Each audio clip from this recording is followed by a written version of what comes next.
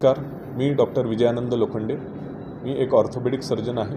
Sinhagad road परिसरामध्ये practice करतो.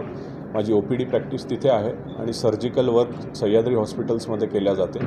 हे माझे सहयोगी डॉक्टर गुणेश भाटी फिजिओथेरपिस्ट आहे.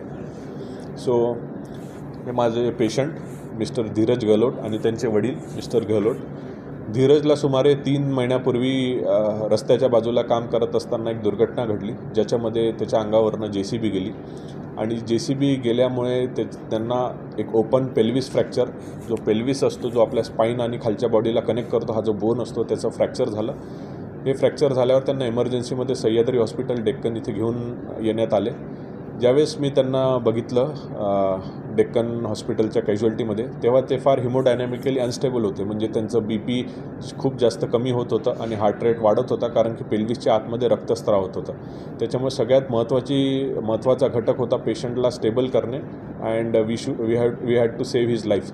त्याच्यामुळे पेल्विक बाइंडर लावण्यात आलं, ज्यांनी पेल्विसला बंद करण्यात येते एक बाहेरच्या पट्ट्यानी, आणि त्यांना ब्लड आणि ब्लड प्रोडक्ट्स आणि IV फ्लुइड्सच्या द्वारे त्यांचं BP वाढवण्यात आलं.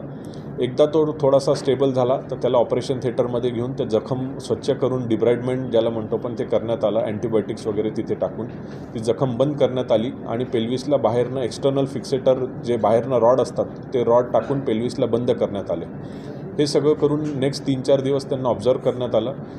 एकदा ते स्टेबल होते नेक्स्ट सर्जरीसाठी, त्यावेळेस एक्सटर्नल फिक्सेटरचे रॉड काढून पेल्विसला आतनं प्लेट स्क्रूच्या माध्यमांनी फिक्स, ज्याला आपण म्हणतो फ्रॅक्चरला व्यवस्थित बसवून त्यांना फिक्स करण्यात आलं.